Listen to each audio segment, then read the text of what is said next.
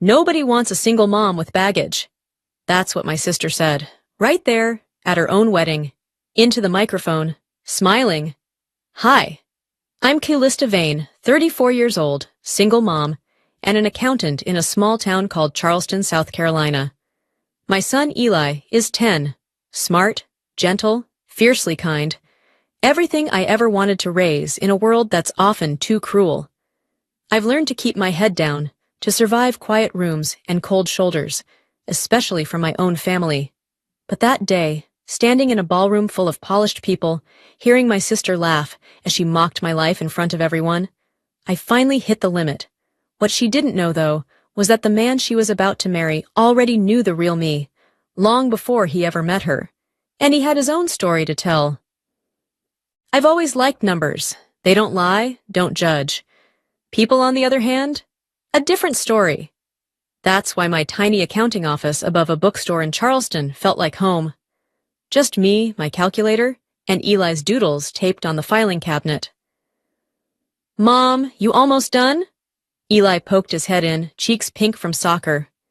He was 10, all elbows and energy, with a smile that made hard days easier.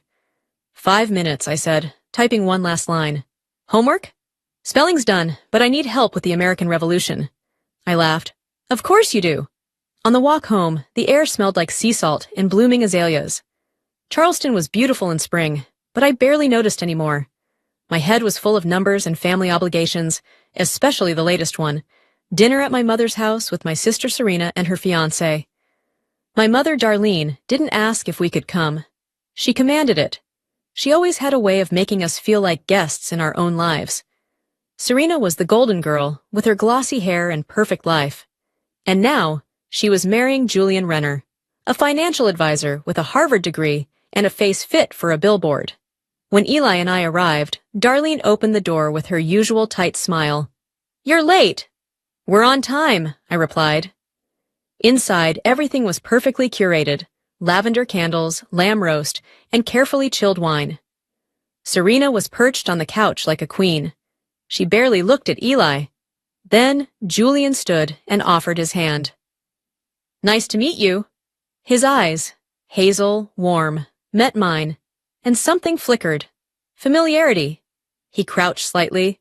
What grade are you in? 5th, Eli said. Best year. My volcano exploded at the science fair. You'll love it. Eli laughed. No one in that house ever made him feel seen. But Julian did. Serena's voice cut through. You're not wearing that to the wedding, right? I glanced at my blouse and slacks. It's just dinner. Darlene added. We didn't ask you to be a bridesmaid, dear. With your situation. That word, situation. Like my life was a stain on their perfection. I stayed quiet, nails pressing into my palm. Julian noticed, his jaw tight. Dinner was long, filled with wedding talk and backhanded comments. But Eli held my hand under the table. He always knew when I needed grounding. Later, as I organized RSVP cards in Darlene's study, Julian walked in with 2 coffees. You're basically running this whole wedding, he said. Someone has to. He studied me. Did you ever volunteer at Memorial Children's Hospital? I froze. Yes, a long time ago. My sister Lauren was there. You read to her, sang to her. She said you made the hospital feel safe. My breath caught. She called me Sunshine Girl. He nodded slowly.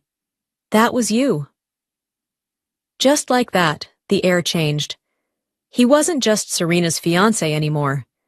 He was the boy who once watched his sister fade away and remembered the girl who made her smile. After that night in my mother's study, something shifted. Julian started showing up in small ways.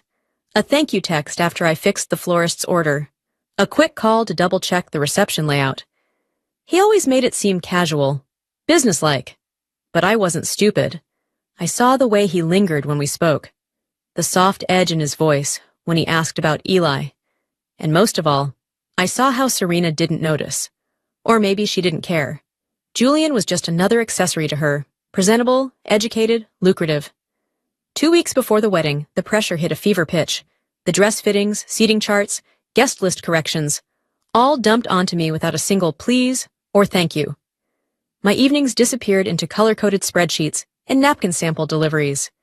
And when I wasn't solving Serena's wedding meltdowns, I was helping Eli build his science project volcano. We worked at the kitchen table together, his hands covered in glue and baking soda. "You're doing too much, Mom," he said one night. I paused. "What makes you say that?" He shrugged. "You're always tired. You haven't smiled for real in a while." I smiled then, not because he was wrong, but because he saw me. My 10-year-old saw what no one else in my family cared to notice. The next day, Julian called. "Can we meet?" he asked. "Somewhere quiet. I promise it's not about place cards." We met at a coffee shop near the marina, where the scent of salt and espresso mingled in the air. He looked tired but resolute. "I need to ask you something," he said after we sat, "and I know it's going to be complicated." "Go ahead," I said, wrapping my hands around the mug. "I want you to be my maid of honor." I blinked. "That's not how it works. Serena didn't even ask me to be a bridesmaid." "I know," he said quickly. "She wouldn't. But I told her I want this. You've done everything already, and this... it feels right." I stared at him. "Julian, you're marrying my sister." He leaned in. "I thought I knew her. I thought I knew what I needed. Someone polished. Someone loud enough to drown out the grief. But then I saw you again, and it reminded me of what mattered." I shook my head, heart racing. "This isn't about me." "Yes, it is," he said softly. "Lauren loved you, and I see why." I didn't say yes, I couldn't, but I didn't say no either. That night, my phone rang. My mother's name flashed on screen. "What were you thinking?" She hissed before I could even speak. "Serena is distraught. You had to make this about you, didn't you?" "I didn't ask for anything," I replied, voice even. "Julian did. You always play the victim. Just don't ruin her day." "I won't, but if she doesn't want me there, she can say so." There was a long pause. "You can't back out now. Julian's told everyone. Don't make a scene." I hung up without another word. Eli was on the couch, building a Lego space station. "Was that Grandma?" he asked without looking up. "Yeah." "She mean again?" I hesitated. "Let's just say, not very nice." He nodded. "Then don't listen. You always tell me to ignore people who are wrong."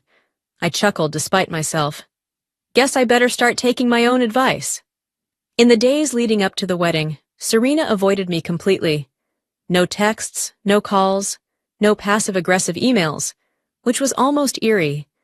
I thought about pulling out a dozen times, but then I'd remember the look on Julian's face, or the way Lauren used to smile when Eli handed her a drawing. There were moments when I caught Julian watching me, like he was trying to solve a puzzle he already knew the answer to. There was no flirting, no touching, no inappropriate glances. Just awareness, like we were both waiting for something neither of us had the nerve to name. And beneath all of it, there was Eli. At his next soccer game, Julian showed up unexpectedly, standing on the sidelines next to me. "Didn't know you were into youth sports," I said. "I'm into seeing kids who matter being supported," he said simply. Eli scored a goal that day. He ran straight to us, beaming, and Julian knelt to give him a high five like it was the most natural thing in the world. That night, as I tucked Eli into bed, he whispered, "Is Julian going to be around more?" "Maybe," I said. "Why?" "I like him," he murmured. "He doesn't talk to me like I'm invisible." I kissed his forehead. "Me too, buddy." And just like that, something started to shift, not just in Julian or in me, but in the world around us. The day of the wedding was clear and warm, the kind of spring day Charleston was famous for, soft breeze, golden light, and the scent of jasmine in the air. Eli and I arrived early. He wore a navy suit and held my hand tightly, eyes wide with both excitement and unease. I wore a soft sky blue dress, simple, elegant, unassuming. I wasn't there to shine. I just wanted to survive. "You look awesome, Mom," Eli whispered. His words meant more than any compliment I could ever get from my family. Inside St. Andrew's Church, everything looked perfect. White roses, crystal chandeliers, every detail manicured to Serena's vision. Bridesmaids flitted around the dressing room, adjusting straps and sipping champagne. Serena stood at the center of it all in her custom gown, sparkling from head to toe, her expression sharp and unreadable. She barely looked at me. "Try not to trip when we walk down the aisle." "Good to see you too," I said, keeping my tone even. Darlene sat in the corner, already critiquing the photographer's angles. When she caught sight of me, she murmured, "That dress. Very you." I didn't flinch. I'd been called plain my entire life. It didn't sting anymore. The ceremony passed in a blur. I walked behind Serena, held her bouquet, adjusted her veil. I performed every duty with quiet grace, not for her, but for myself, for Eli, who sat in the front pew beside Julian's father, legs swinging nervously, face shining with pride every time our eyes met. For Julian, who caught my gaze from the altar and gave me the smallest nod, steady, warm. But nothing prepared me for what came next. The reception was held in a grand ballroom at the Charleston Opera House. High ceilings, soft candlelight, and champagne towers glittered under crystal lighting. It was extravagant and cold, like most things my family valued. Dinner had just been served when Serena took the microphone. "I want to thank everyone for coming today," she said sweetly, "especially my amazing bridal party, and of course my maid of honor, Callista." There was polite applause. I nodded graciously. Then her voice shifted, just a hair, but I recognized that edge. "And I really admire her," she continued, the smile tightening. "For raising a child alone, that takes courage, especially when no one's ever really loved you." The room stilled. A few people chuckled uncomfortably. "She's still on the market, folks," Serena added, laughing. "Anyone looking for secondhand goods with a bonus kid?" Laughter cut through the ballroom. Darlene laughed too, loudly. My stomach twisted. Eli's small hand found mine under the table. He was trembling. I stood up. I had to get him out of there. Out of that room. Out of that cruelty. Then a chair scraped loudly behind me. Julian stood. The room fell silent again. He walked to Serena and gently took the microphone from her hand. "I need to say something," he said, voice firm and low. Serena laughed awkwardly. "Julian, what are you—" He held up a hand. She froze.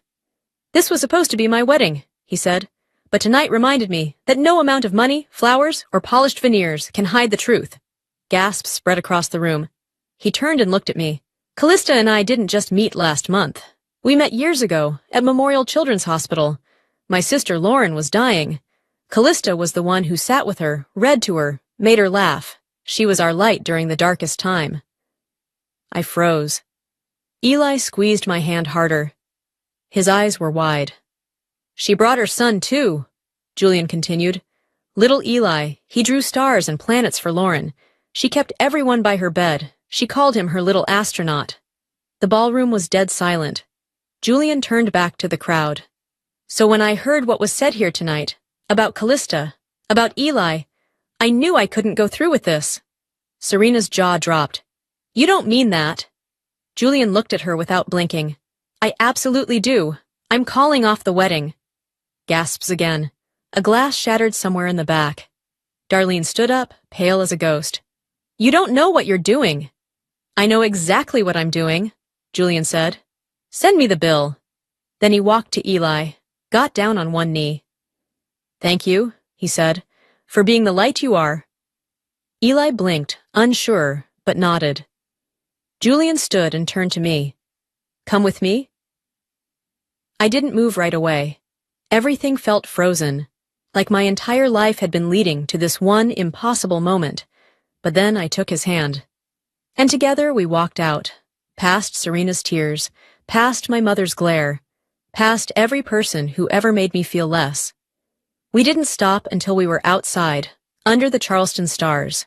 Julian hailed a cab. "I know a place," he said, "quiet, by the water." The restaurant he took us to was a little seafood shack overlooking the harbor. Wooden deck, fairy lights, the sound of waves crashing nearby. For the first time all day, I could breathe. We didn't say much during the meal. Eli colored on a napkin. Julian stared out at the water. Finally, he spoke. "I'm sorry." "For what?" I asked. "For the speech, the mess, everything." "You don't apologize for telling the truth," I said. He nodded. "After Lauren died, I lost myself. Serena was noise. I thought that's what I needed." "But it wasn't," I said. "No," he whispered. "It wasn't." His phone buzzed on the table. Serena's name lit up the screen. He silenced it. "She's going to keep calling," I said quietly. "She'll hear from my lawyer," he said. Eli looked up then. "Julian?" "Yeah, buddy?" "Remember those drawings, the stars I made for the lady in the hospital?" Julian smiled. "That was my sister. She loved them." "She said I was funny," Eli said. "You were her hero," Julian replied. The waves rolled in, and for the first time in years, the silence didn't feel like loneliness. It felt like peace. The next morning, we visited Lauren's grave. The cemetery was quiet, tucked between tall pines and overlooking the bay. Julian walked slowly, white daisies in one hand and a small stone in the other, painted with a yellow sun and stars, edges worn with time. Eli walked beside him, hands in his coat pockets. "This was hers?" he asked, eyeing the stone. Julian nodded. "She kept it by her bed." We reached the marker. Simple, clean, engraved with beloved. Julian knelt and placed the flowers, then gently set the stone beside them. "She always said your drawings made her feel brave." Eli stared. "I didn't think she'd remember me." "She never forgot you." I stood behind them, heart heavy but soft. It didn't feel like grief. It felt like closure. Julian stood and reached for my hand. I let him take it. A year later, my life had changed in ways I never thought possible. I opened a small financial office downtown, Vane Financial Services. The name had been Julian's idea. "You built this," he said. "Let them know it." The space was warm, honest, not fancy, but real. On the wall behind my desk hung Eli's latest drawing, a rocket ship blasting through a field of stars. Business was steady, word spread. People came not just for advice, but for someone who listened. At home, Eli thrived. He was stronger now, more sure of himself. He'd become the kind of kid who stood up for others, not just himself. And Julian? He never missed a single game, or dinner, or bedtime story. We weren't married, not yet. But we were a family. As for Serena and my mother, Darlene, they faded into the background. Serena's career never recovered from the wedding scandal. People talked, jobs stopped calling. She moved away quietly, without a word. My mother tried to reach out. Voicemails, awkward apology cards, but I didn't answer. I had nothing cruel to say. I just had nothing left for them. Some endings don't need revenge. Just silence. It was Christmas Eve when Julian brought out the box. Eli was asleep on the couch, the glow of tree lights dancing on his face. Julian and I sat by the fire, cocoa in hand. "This belonged to Lauren," he said, opening the lid. Inside sat a vintage emerald ring. "She told me to give it to someone who reminded me what love means. That's you." Tears rose before I could speak. "Callista," he said, "will you marry me?" I looked at the ring, at the boy asleep under the tree, at the man who saw me before I saw myself. "Yes," I whispered. Outside, snow began to fall, light, gentle, like peace finally finding a place to land. There's something funny about healing. You don't notice it at first. It doesn't arrive with fanfare or fireworks. It's quieter than that, like a door you'd forgotten was ever locked suddenly swinging open. For years, I thought survival was the best I could hope for. I thought if I kept my head down, stayed useful, stayed silent, maybe I'd earn some scrap of grace. I thought love had to be earned through self-sacrifice, but I was wrong. Love, the kind that heals, the kind that lasts, is never about proving you're worthy. It's about being seen, exactly as you are, and still being chosen. When Serena mocked me at her wedding, I could have let it define me. I could have walked away, once again absorbing the cruelty my family had handed me for years. But I didn't, because that moment, public, humiliating, and awful, became something else. A mirror, a line in the sand. And on the other side of that line stood Julian, choosing not perfection, but truth. And standing beside us was Eli, my son, my anchor, my reason. I don't know what the future holds. I don't expect life to be easy just because I finally stepped into the light. But I do know this. I have a home now, not just the roof over our heads, but the space where we laugh, fight fair, and let each other be human. I have work that matters. A son who shines. A man who never asked me to shrink myself. Serena once called me second-hand. But second-hand means lived in, proven, resilient, and I'll take that any day over being shiny and hollow. To anyone listening, if you've ever been told you weren't enough, weren't wanted, weren't worthy, I'm here to say that was never the truth. You were always more than they saw. You were always worth choosing. I see you, and I hope one day you see yourself too.